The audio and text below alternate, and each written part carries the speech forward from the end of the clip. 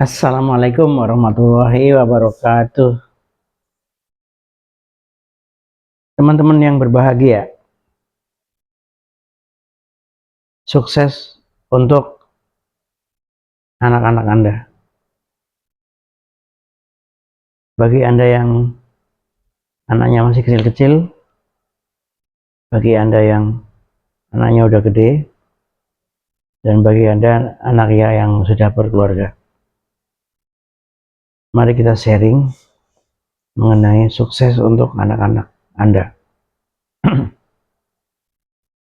Pertimbangan saya,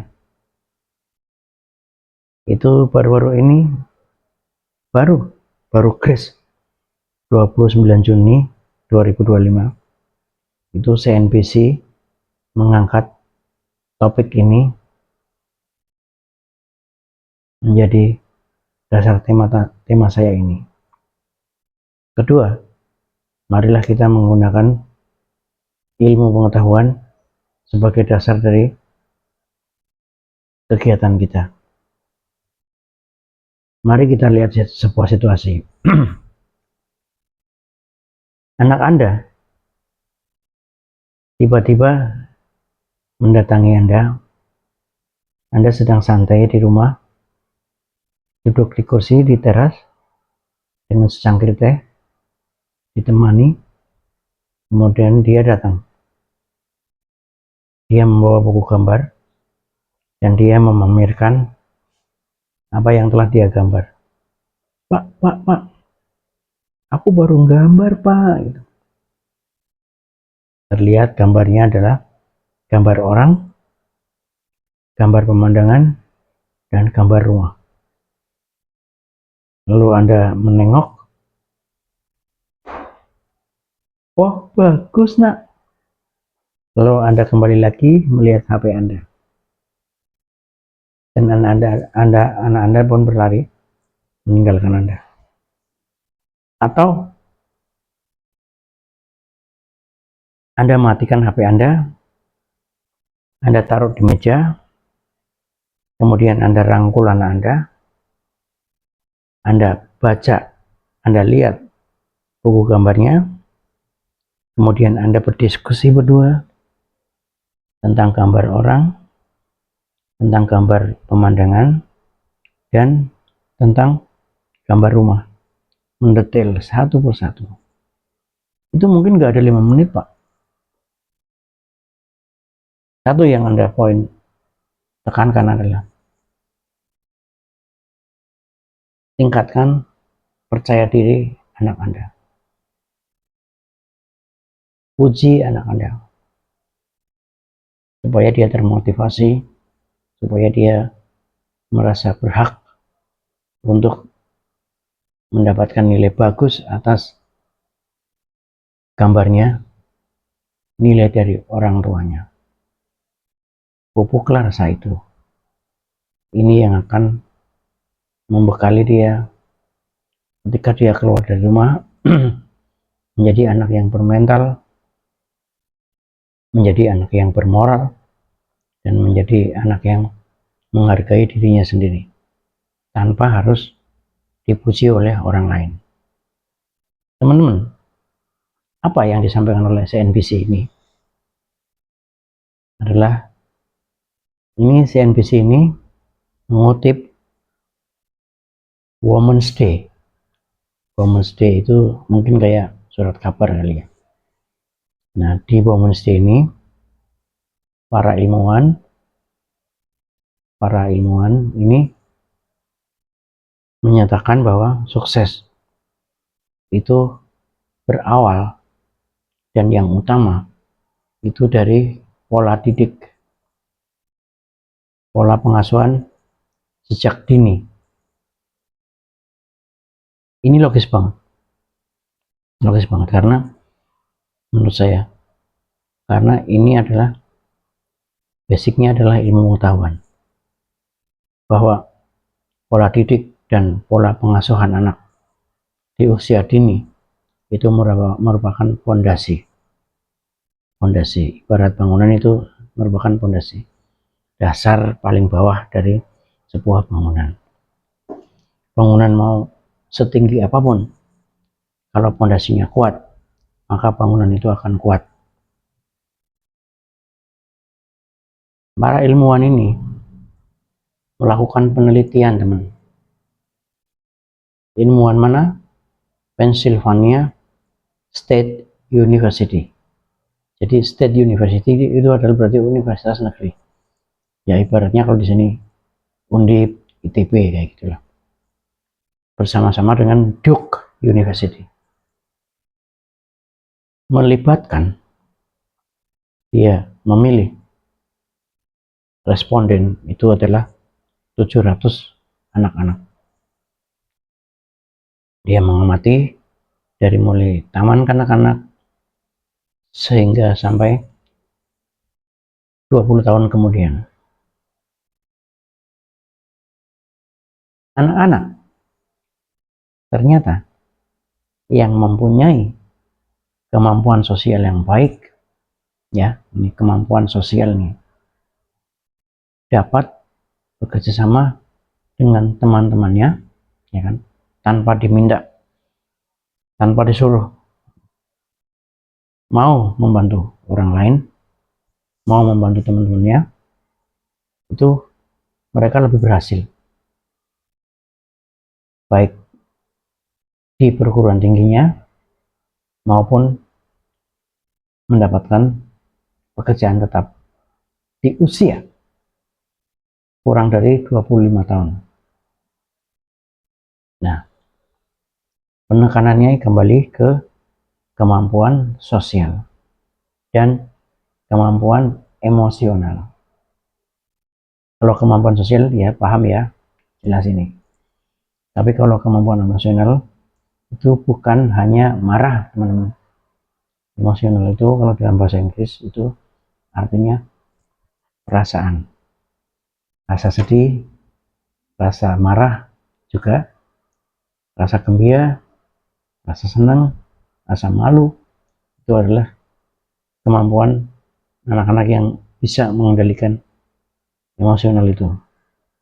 Kemampuan emosionalnya tinggi. Jadi kedua itu, emosional dan sosial, itu mendukung suksesnya anak-anak itu tadi. Nah, sekarang di mana posisi pola asuh ini? Di mana posisi pola didik ini ketika anak-anak dengan kemampuan sosial dan kemampuan emosional? Nah, di sini teman. Yang pertama, pola didik, pola asuh itu adalah membangun kepercayaan diri. Jadi, pertama, membangun kepercayaan diri. Jadi anak-anak itu mempunyai kepercayaan diri yang tinggi, kepercayaan diri yang besar, kepercayaan diri yang mendalam. Nah, harap diingat, ini bukan harga diri ya.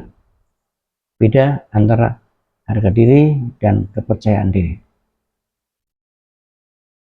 Jangan samarkan keduanya. Jangan samakan keduanya. Nah, Anda sering bilang kepada anak Anda, kamu istimewa nak.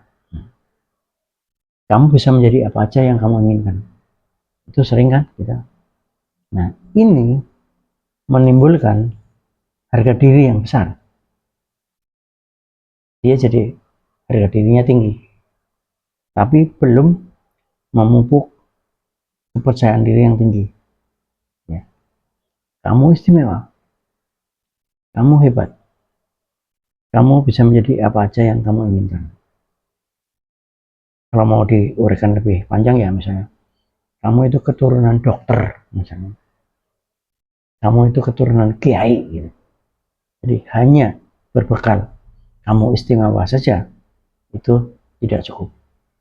Itu hanya menumbuhkan harga diri. Jadi orang Jawa bilang terlalu besar kepala, merasa keturunan yang terhormat, tapi belum menuju kepercayaan diri. Nah, kalau kepercayaan itu seperti apa? Kepercayaan diri itu adalah melekatkan antara apa? Prestasi dan usaha. Prestasinya anak Anda, usahanya anak Anda. Prestasinya anak Anda, kekuatannya dia untuk mencapai prestasi itu. Jadi bukan mbahnya yang berkontribusi, bukan ayahnya yang berkontribusi, tapi dirinya sendiri yang mengusahakan itu semua. Ya tentunya dengan bantuan Allah. Nah, jadi dengan kepercayaan diri itu ada kontrol atas keberhasilan ini. Kalau semakin kamu rajin belajar, semakin tinggi adalah hasil prestasimu. Tapi kalau harga diri itu kadang-kadang orang tuanya yang menyokong dia untuk berhasil ke sana.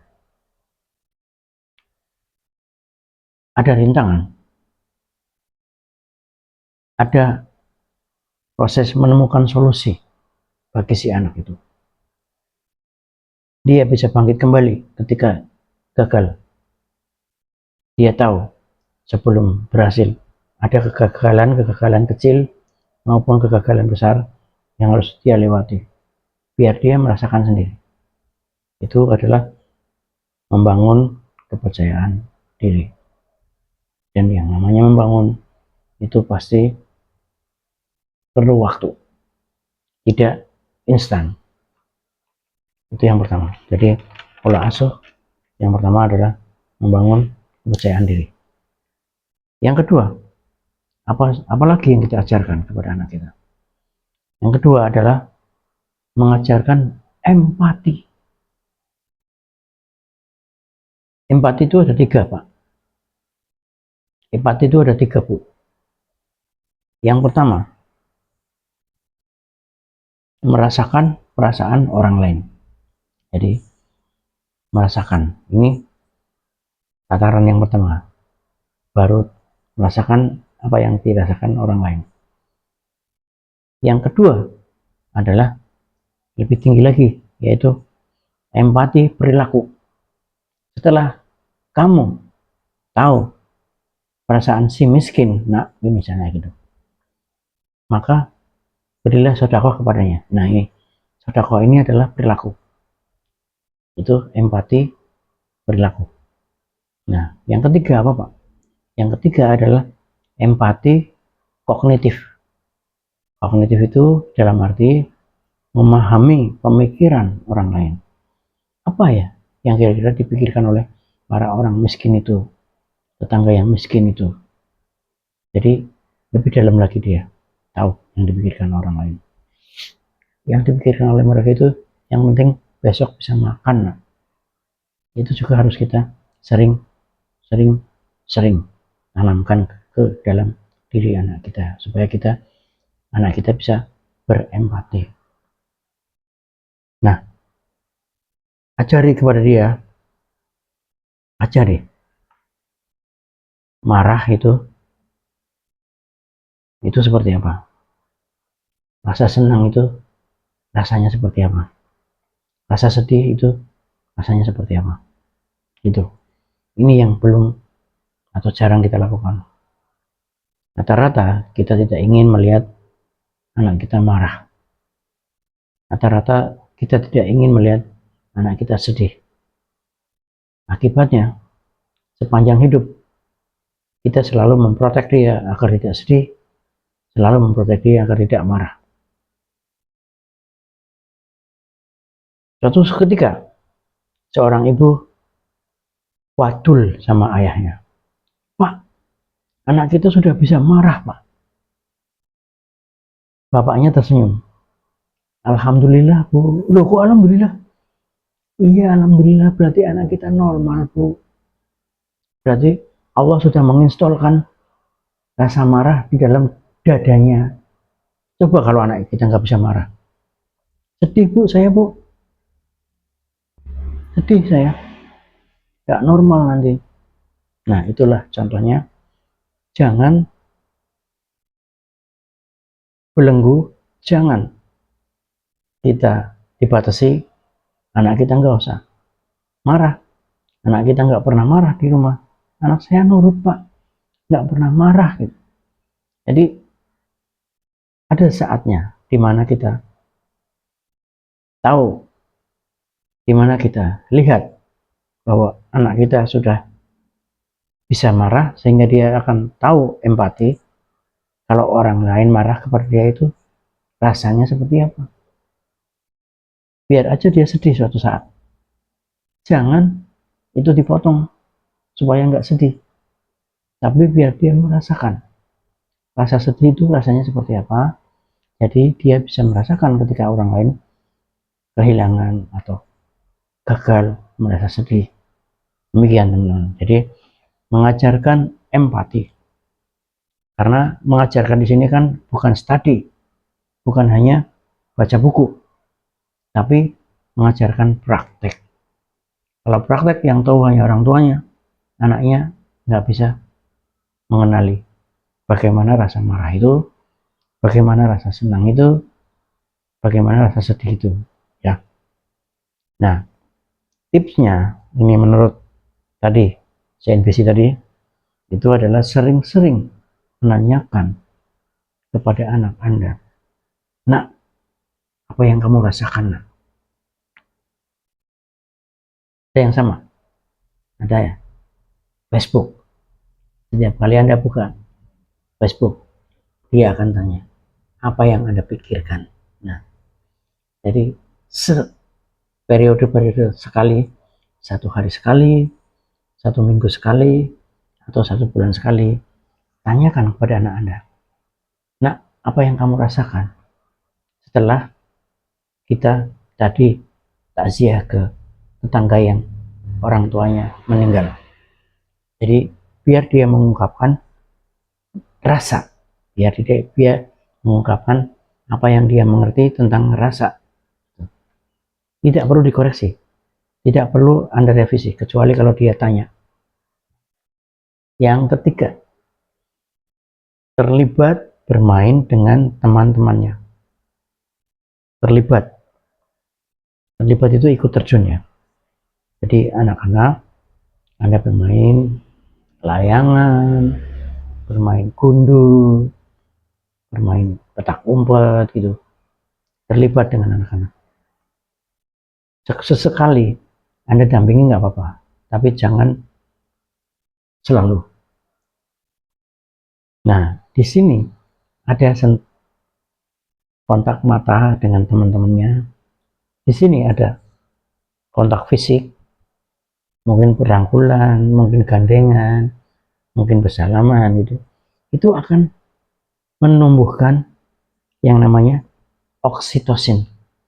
Hormon oksitosinnya akan naik. Ini yang meningkatkan rasa untuk berhubungan sosial, kepuasan ketika bertemu orang-orang, kepuasan ketika berteman dengan seseorang. Jadi jangan protek diri Anda, anak Anda, untuk selalu di rumah. Anak saya nurut Pak, tiap hari di rumah nggak pernah main, tapi dia terisolasi dengan pergaulan. Memang anak Anda terhindar dari bully-bulian tetangga, kakak kelas, atau senior, tapi anak Anda tidak punya sentuhan fisik, tidak punya kontak mata, tidak terlatih. Matanya hanya melihat HP aja, main game. Yang keempat, dan ini yang terakhir, dari Pennsylvania University, itu adalah hindari konflik yang berlebihan. Apa hebatnya Pak konflik yang berlebihan? Oh, ini luar biasa Pak. Jadi konflik itu kan ada yang rendah, ada yang sedang, dan ada yang tinggi. Bahkan ada yang ekstrim kan. Ternyata anak-anak,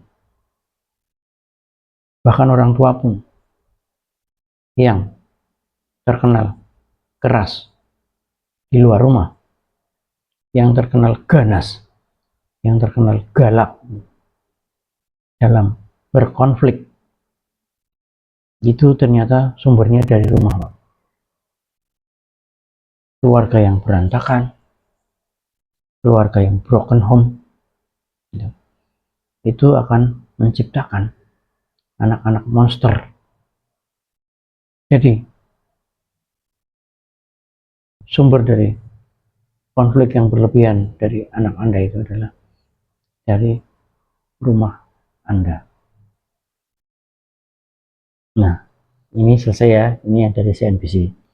Sekarang kita share coba. Kalau anak Anda mungkin sudah SMP ya, cowok, kemudian Anda sedang luar kota, padahal pada hari yang sama ada undangan tahlilan di rumah, depan rumah aja lah, deket lah. Suruh anak-anak untuk mewakili Anda. Kalau SMP kan pakai peci, pakai sarung kan udah fisiknya udah besar kan. Suruh aja dia. Buat apa? Biar dia observasi, biar dia merasakan, bersosialisasi. Mungkin nanti sebelahnya orang tua, sebelahnya mbah-mbah, sebelahnya anak-anak muda gitu. Biar dia terlibat dengan kegiatan-kegiatan sosial. Dan itu akan menambah memori dia untuk mental. Ajak dia. Kalau Anda bersilaturahmi ke rumah teman, sahabat, ya, ini di luar family ya, tuh sahabat-sahabat Anda, ajak anak Anda. Pertimbangannya, masa anak-anak itu adalah masa installment, masa perekaman, masa peniruan. Asal Anda yakin bahwa cara bergaul Anda dengan teman-teman Anda adalah positif, pasti anak Anda yang duduk di sebelah Anda, di hadapan orang yang Anda kunjungi, dia akan merekam pembicaraan Anda akan direkam cara minum Anda akan direkam cara bersilaturahmi Anda dengan teman-teman atau sahabat-sahabat Anda. Ini menambah poin buat anak Anda. Sekali waktu, suruh dia buatan minuman untuk tamu Anda. Untuk apa? Agar dia menjadi orang yang fleksibel. Jangan mentang-mentang anak laki-laki itu pantangan membuat teh untuk tamu. Jangan. Biar dia merasakan juga senang. Kalau naruh tehnya itu, kamu jangan membungkuk masih berdiri, tapi Anda turunkan kaki Anda, jongkok, kemudian baru nampannya diletakkan di meja seperti itu. Dan gelas untuk tamu dulu, baru untuk bapak. Itu mengajarkan juga etika, sopan santun, dan berinteraksi dengan orang lain. Menyetrika, mencuci sendiri, bikin sarapan sendiri. Walaupun ada resiko, mungkin bajunya hangus, ya kan? Mungkin setrikaannya nggak rapi, biarin aja, nggak apa-apa. Mungkin saat bikin sarapan nasinya tumpah, nggak apa-apa. Jangan atas nama nggak mau resiko, kemudian apa-apa dikerjakan oleh ibu semua. Itu nanti akan menjadikan anak Anda kelak ketika dewasa, ketika jauh dari Anda, dia tidak mandiri. Ketika kos, dia laundry, dan lain sebagainya. Nah, jangan atas nama kepuasan Anda, jangan atas nama nafsu Anda untuk pamer di hadapan ibu-ibu yang lain, Anda rajin mengantar anak Anda sekolah TK maupun SD, tapi Anda mengabaikan perkembangan mental anak Anda. Ini satu lagi, mungkin di awal anak Anda ada dendam sama Anda. Mungkin di waktu dia kecil anak Anda sakit hati. Tapi yakinlah, 5 tahun lagi, 10 tahun lagi, anak Anda pasti akan ingat bahwa ini adalah untuk bekal dia. Contoh, Bapak tidak memperkenankan anak Bapak naik motor nggak pakai helm.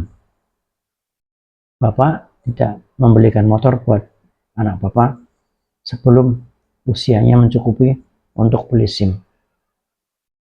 Itu. Mungkin pada saat dia masih SMP atau SMA kelas 1, dia bisa dendam sama Anda. Dia bisa sakit hati sama Anda. Tapi kelak dia akan paham akan norma-norma etika yang harus dipegang tersebut.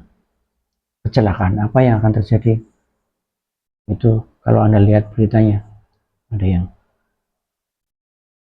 balapan liar, ada yang meninggal dunia ketabrak truk, dan lain sebagainya. Tapi yang utama adalah SIM dan pakai helm. Misalnya lagi, memberi, jangan menerima. Mungkin di awal dia belum paham. Ketika dia kuliah, dia bisa paham bahwa ternyata benar Bapak, saya harus memberi. Karena kalau memberi berarti kan harus punya. Kalau menerima itu kan nggak punya.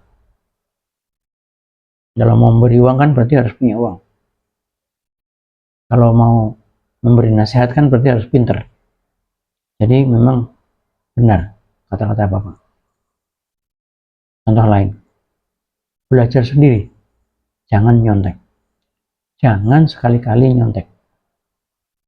Itu akan terekam dan dia akan mengerti mungkin 5 tahun lagi, mungkin 10 tahun lagi. Terima kasih. Assalamualaikum warahmatullahi wabarakatuh.